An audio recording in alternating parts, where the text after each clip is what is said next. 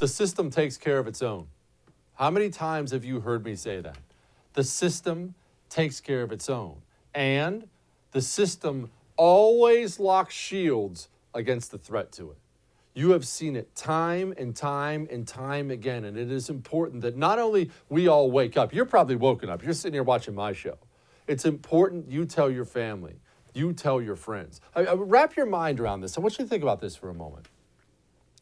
The Federal Bureau of Investigation, the federal law enforcement arm, got caught red-handed intentionally falsifying information so they could obtain a FISA warrant to spy on not only a U.S. citizen, a private U.S. citizen, so they could obtain a FISA warrant to spy on a U.S. citizen who happened to be a political opponent of the President of the United States of America. That is the very definition of basically the worst crime you can possibly commit if you're in the federal government. The federal law enforcement arm going after you, going after me.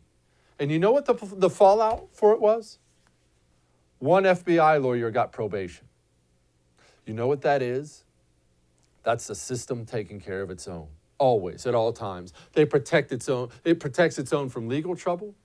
It makes sure its own always has enough money. You see these government bureaucrats, Janet Yellen and the others, moving right from their government post off to give $1 million speeches somewhere and then right back into government when the Democrat gets in. But it's more than just the protection. It's more than just the cheddar cheese that comes with it. It's going after your enemies, too. Going after your political enemies. Have you seen this guy? Have you seen the lieutenant general? He's an Army lieutenant general. His name's Russel Honoré. I don't know how to exactly say his name. He's the one leading the investigation into the failures on what happened at the Capitol. I think once this all get uncovered, there was some complicit actions at the Capitol Police. A police chief has been fired, but now we need to look at a special investigation. Was he complicit along with the Sergeant of Arms in the House and the Senate? It gives appearance of complicity.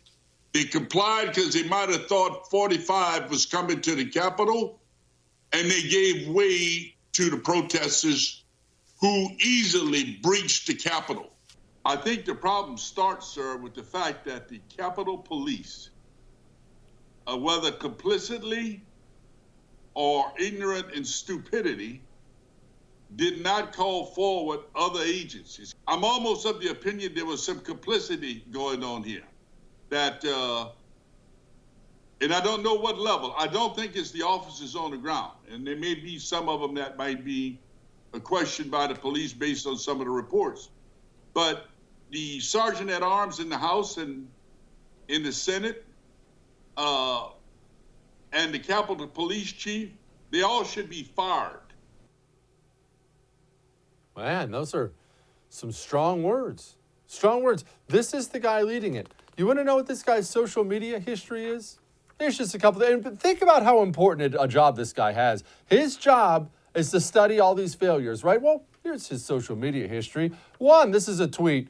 Calls grow for a march on Washington to stop Trump's mail sabotage. You remember that whole idiotic mail conspiracy thing that only like the wingnut bought into for longer than 30 seconds? Oh yeah, the guy leading the Capitol investigation, he was all in on it. This is another tweet. The census, the Supreme Court, and why the count is stopping early. The New York Times crying, dang shame, guess Putin told the White House to stop the census, and I think we'll stop there with that one. It goes on and on and on. But you see what I mean?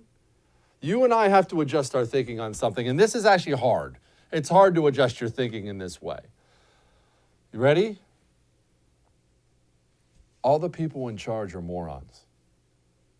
And you don't like to think like that, right? Because that's why you have a nation. That's why you have a government, even ones you dislike. You like to think, well, you know, I mean, he's leading the investigation. He's probably sharp, right? I mean, he's probably a Democrat, but he's a very sharp guy. No, all these people are idiots.